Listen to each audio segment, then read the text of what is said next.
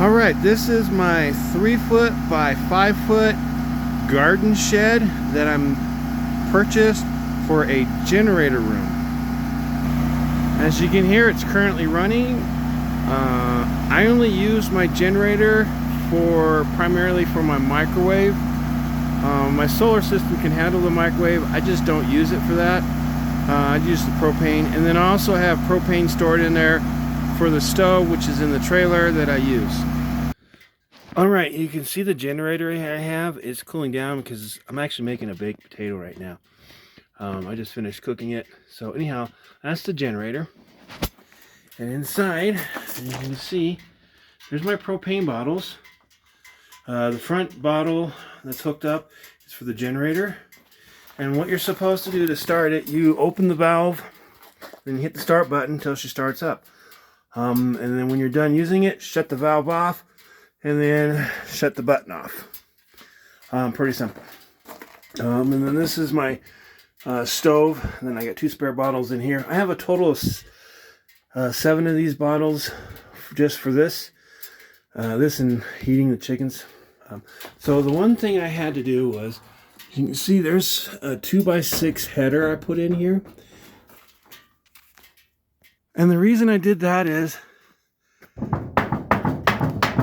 there's no way that can hold a load. I literally was screwing this down and it collapsed with not even a... That was just putting the impact driver, sitting it on the roof. This just bowed. That's where these ripples are from. So that's why I put a 2x6 header in there. And also, the holes that come into the top are too big. The holes that go in the bottom are fine, but the top ones are too big. The bottom ones don't matter because you screw down.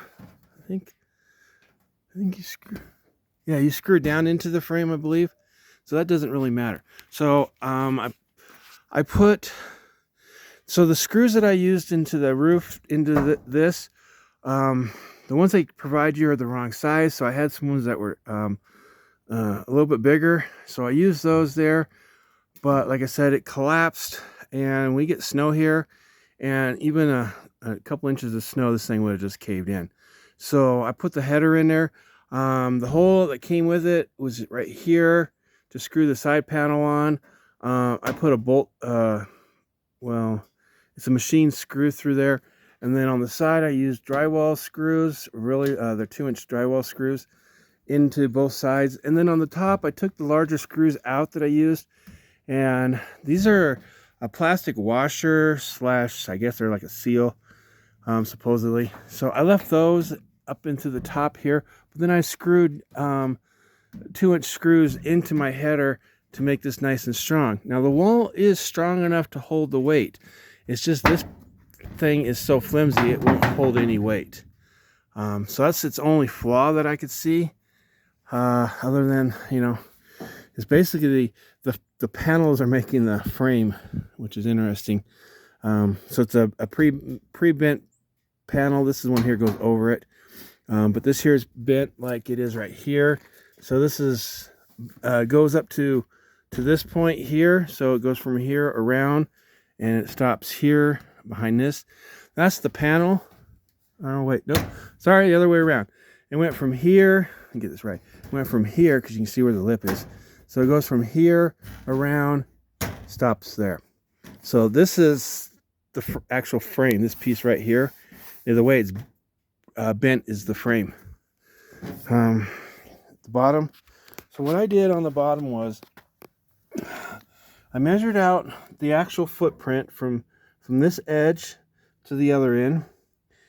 And then I cut, well, first I marked, I subtracted the thickness of a 2x4, because I'm using 2x4s, from that measurement. And then I cut 4 of those, 2 on the front, 2 for the back. And then on the side, I did the exact same thing. I took the measurement from the front to the back, and I subtracted the thickness of a 2x4, and then I cut 4 here and 4 there. So it actually took me 4 2x4s to make the frame. And the reason I did that is, if you did a 4x4 post here, And you screwed it together. They were $22 a piece. These are running around $3. What, $3.50 a piece, $3.60 I think they were, something like that. So you get two of them for what, $7 versus one for $22. It's a whole lot more cheaper.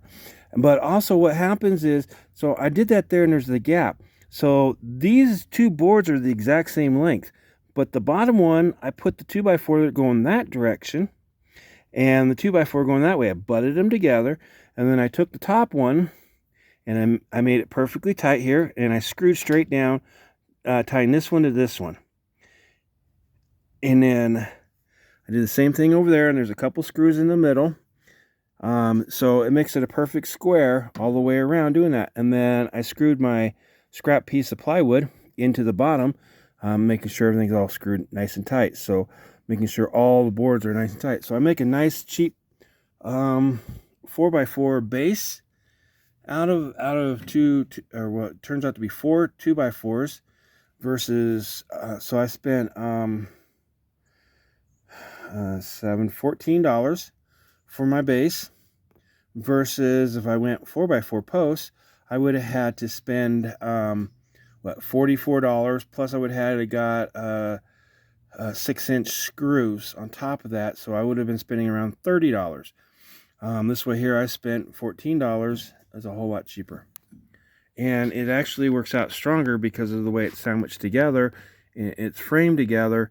It holds, and since we get 80-mile-an-hour winds up here, I need something that's nice and strong to withstand